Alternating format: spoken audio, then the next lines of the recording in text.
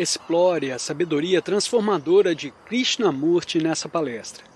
Desafie seu pensamento convencional e embarque numa jornada de reflexão profunda. Vamos mergulhar nas palavras inspiradoras de Krishnamurti. Alguém se pergunta por que os seres humanos, em todo o mundo, carecem de paixão. Desejam veementemente o poder, a posição, diversas classes de entretenimento, tão sexual como religioso, e outras formas de sensualidade. Mas ao que parece, poucos têm a paixão profunda que se consagra a compreender o processo total do viver. Poucos são os que não dedicam toda a sua energia à atividade fragmentária. O gerente de banco está tremendamente interessado em seu negócio bancário e o artista e o cientista estão entregues a seus próprios interesses especiais. Mas, aparentemente, uma das coisas mais difíceis é ter uma paixão intensa e perdurável, posta na compreensão da totalidade da vida. À medida que penetramos nessa questão do que constitui a compreensão total do viver, amar e morrer, necessitamos não só capacidade intelectual e intenso sentimento, a não ser muito mais que tudo isso, a grande energia que unicamente a paixão pode brindar. Tendo esse problema enorme, complexo, sutil e muito profundo, devemos dedicar nossa total atenção, que depois de tudo é paixão, para ver e descobrir por nós mesmos se houver outra maneira de viver por completo diferente da atual. Para compreender isso, temos que entrar em várias questões, inquirir no processo da consciência, examinar tanto as capas superficiais como as profundas de nossa própria mente, e observar também a natureza da ordem, não só do externo, do social, mas também do interno. Temos que descobrir o sentido do viver. Não lhe dá uma importância só intelectual, a não ser ver realmente o que significa viver. Desse modo, temos que examinar a questão do que é o amor e o que significa. Tudo isso deve ser explorado no consciente e nos profundos e ocultos rincões da própria psique. Temos que nos perguntar o que é ordem, o que significa realmente viver e se podemos viver uma vida de completo e total afeto, compaixão, ternura e amor. Também temos que descobrir por nós mesmos o significado dessa coisa extraordinária que chamamos morte. Esses não são fragmentos, a não ser o movimento completo, a totalidade da vida. Não poderemos compreender isso se o dividirmos em viver, amar e morrer, porque tudo é um só movimento. Para compreender esse processo total, tem que haver energia. Não só a energia intelectual, mas também a energia de um sentir intenso. E isso implica ter essa paixão sem motivo que possa arder constantemente dentro de cada um.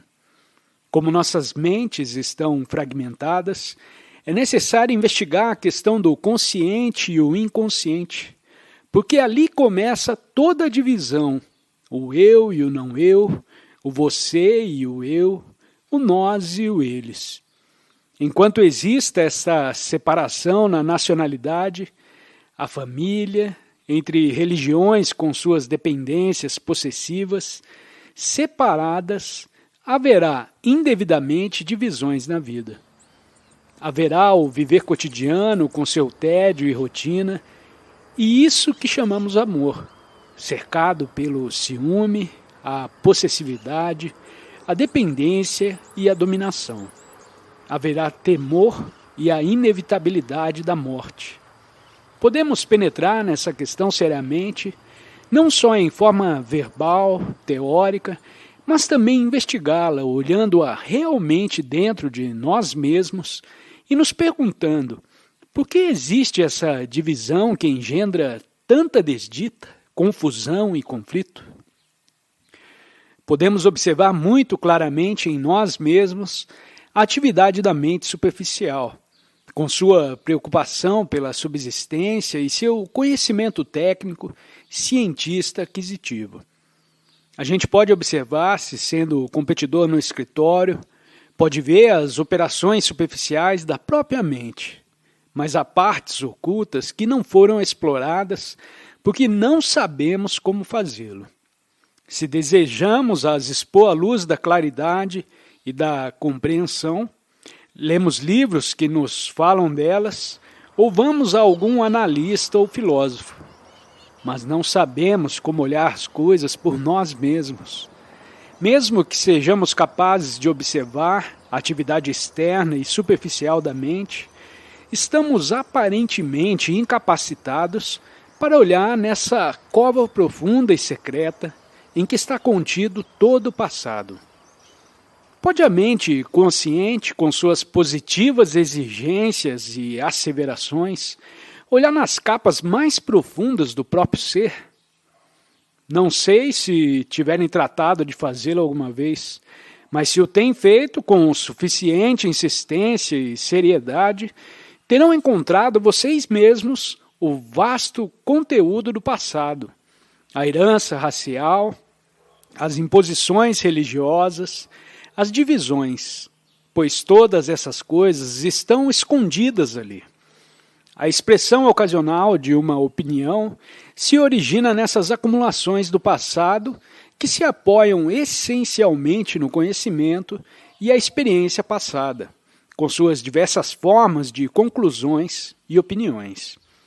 Pode a mente olhar dentro de tudo isso, compreendê-lo e transcendê-lo de maneira que não exista divisão alguma? Isso é importante porque estamos muito condicionados para olhar a vida em forma fragmentária. E enquanto continue essa fragmentação, existirá a demanda de realização, o eu desejando realizar, obter, competir, ser ambicioso. É essa fragmentação da vida o que nos faz individual e coletivamente egocêntricos e necessitados de nos identificar com algo maior enquanto permanecemos separados. Essa profunda divisão na consciência, na estrutura e natureza total de nosso ser, a que causa divisão em nossas atividades, em nossos pensamentos e nossos sentimentos. Assim dividimos a vida e essas coisas que chamamos amar e morrer. É possível observar o movimento do passado, que é um inconsciente, se é que podemos usar a palavra inconsciente, sem lhe dar um significado especial psicoanalítico. O inconsciente profundo é o passado, e atuamos partindo daí.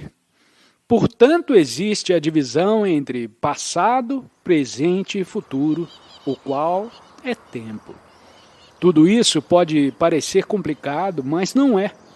É realmente bastante singelo se podemos olhar dentro de nós mesmos e nos observar na ação. Observar o funcionamento de nossas próprias opiniões, pensamentos e conclusões. Quando nos olhamos criticamente, podemos ver que nossas ações estão apoiadas em conclusões passadas, ou em uma fórmula ou padrão que se projeta ao futuro como um ideal, e atuamos de acordo com esse ideal. Portanto, o passado está sempre funcionando com seus motivos, conclusões e fórmulas. O coração e a mente estão sobrecarregados de lembranças que moldam nossas vidas e criam a fragmentação. Temos que nos perguntar se a mente consciente pode ver dentro do inconsciente, de modo tão completo que alguém possa compreender a totalidade de seu conteúdo, que é o passado. Isso requer capacidade crítica, mas não crítica apoiada em opiniões próprias. Capacidade crítica para observar-se a si mesmo. Se estiver realmente acordado, então cessa essa divisão na totalidade da consciência. Tal estado da mente acordada só é possível quando existe essa crítica autoobservação isenta de todo julgamento. Assim, observar significa ser crítico, não utilizando uma crítica apoiada em avaliações ou opiniões, a não ser sendo criticamente atento, alerta.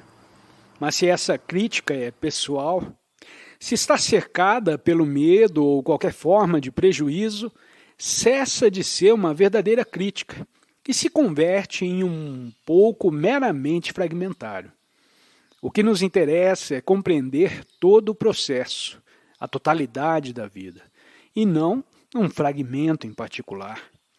Não nos perguntamos o que fazer em relação a um problema em particular ou em relação com a atividade social que é independente do processo total do viver, mas sim tratamos de descobrir o que está incluído na compreensão da realidade, e se existir tal realidade, tal imensidão, tal eternidade.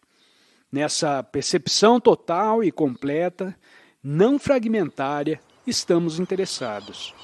Essa compreensão do movimento total da vida como uma só atividade unitária é possível unicamente quando na totalidade de nossa consciência terminam todos nossos conceitos, princípios, ideias e divisões como o eu e o não eu. Se isso for claro, e espero que o seja, então podemos continuar indagando o que é o viver. Consideramos o viver como uma ação positiva, fazer, pensar, o interminável bulício, conflito, medo, sofrimento, culpabilidade, ambição, competência, o desejo de prazer com sua dor, o desejo de êxito. Tudo isso é o que chamamos viver. Essa é a nossa vida, com suas alegrias ocasionais, seus momentos de compaixão sem nenhum motivo e de generosidade espontânea. Existem estranhos momentos de êxtase, de uma bem-aventurança sem passado nem futuro. Mas o ir ao escritório, a ira, o ódio, o desprezo, a inamizade, é o que chamamos o viver cotidiano, e consideramos isso como extraordinariamente positivo. A negação do positivo é o único verdadeiramente positivo. Negar esse chamado viver que é feio, isolante, temeroso, brutal e violento, sem conhecer o outro, é a ação mais positiva. Estamos nos comunicando mutuamente? Vocês sabem que negar do todo a moralidade convencional é ser altamente moral. Porque o que chamamos moral social, a moral da respeitabilidade, é totalmente imoral. Somos competidores, ambiciosos, invejosos e fazemos o que nos agrada. Vocês sabem como nos comportamos. Chamamos a isso moralidade social. As pessoas religiosas falam de uma moralidade distinta, mas suas vidas, todas suas atitudes, a estrutura hierárquica das organizações religiosas e das crenças é imoral. Negar isso não é reagir, porque a reação constitui outra forma de dissentir mediante a própria resistência. Mas quando negamos porque compreendemos, existe a mais alta forma de moralidade. Da mesma maneira, negar a moralidade social, negar a maneira em que vivemos nossas vidas insignificantes, nosso pensar e existir superficiais, a satisfação que em um nível superficial sentimos com as coisas que acumulamos.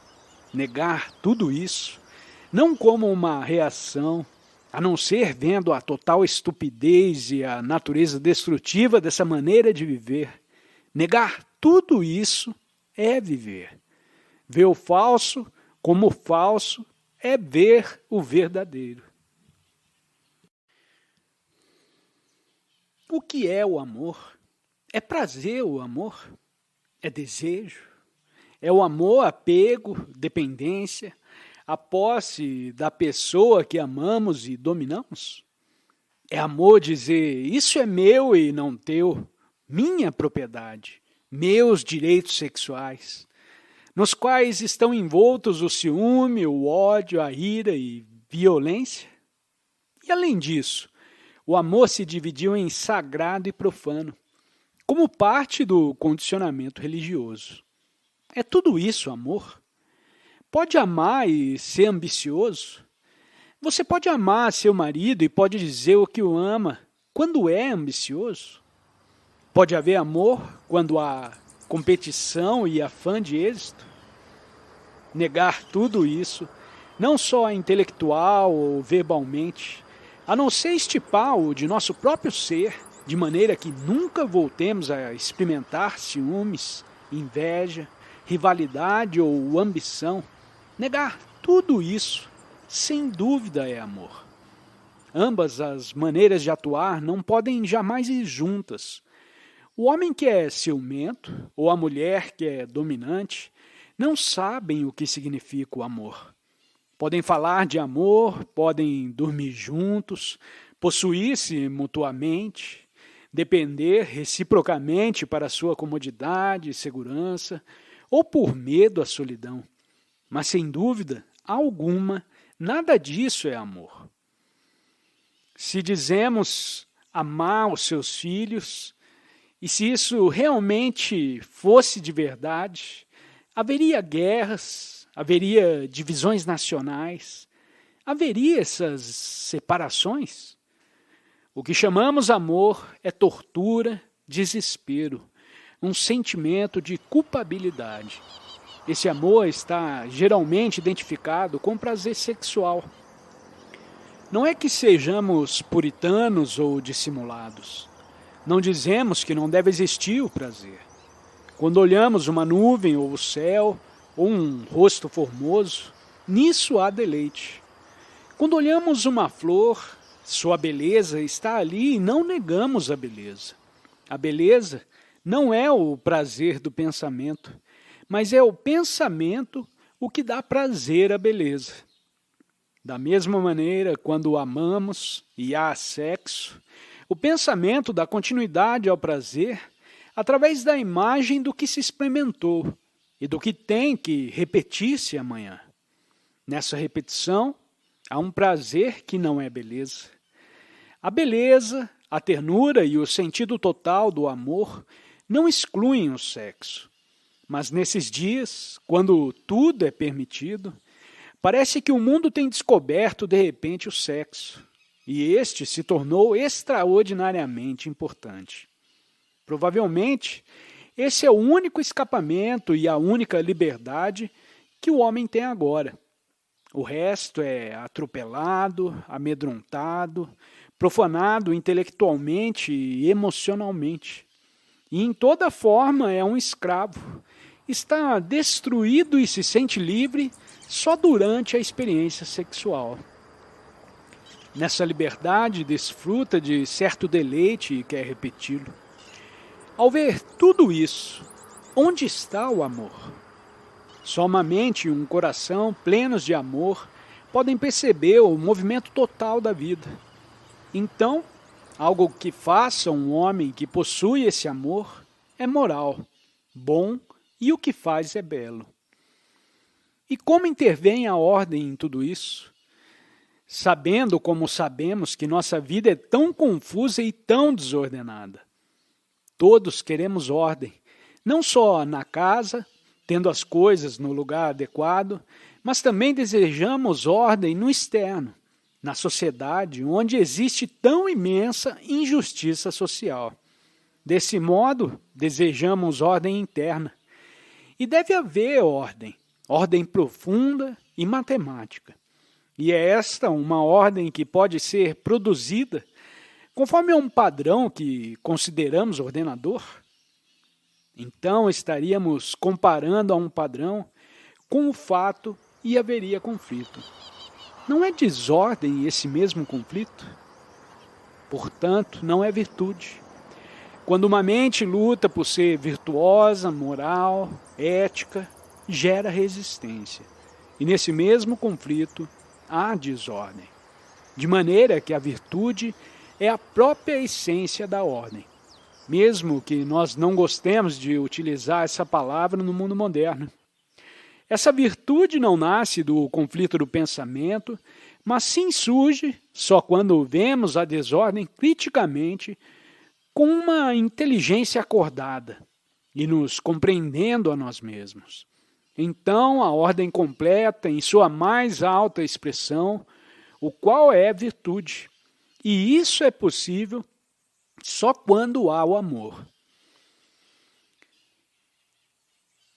Está logo a questão do morrer que apartamos que nós cuidadosamente como algo que vai ocorrer no futuro, um futuro possivelmente dentro de 50 anos ou talvez amanhã. Tememos morrer, chegar fisicamente ao final e ser separados das coisas que possuímos, pelas que trabalhamos, as que experimentamos, a esposa, o marido, a casa, os móveis, o pequeno jardim, os livros, os poemas que temos escrito ou esperávamos escrever. E tememos abandonar tudo isso porque nós somos os móveis, a pintura que possuímos. Quando sabemos tocar o violino, somos esse violino. Isso é assim porque nos identificamos com essas coisas. Somos tudo isso e nada mais. Olharam isso assim alguma vez? Somos a casa, com suas persianas, o dormitório, os móveis que possuímos e que polimos cuidadosamente por anos. Isso é o que somos. Se eliminarmos tudo isso, não somos nada. Obrigado por se juntar a nós nessa viagem de aprendizado com Krishnamurti. Para continuar expandindo sua compreensão, clique em algum dos 2 vídeos sugeridos na tela. Desafie-se a absorver mais sabedoria e compartilhe as suas reflexões nos comentários. Não se esqueça de se inscrever para mais explorações. Até a próxima!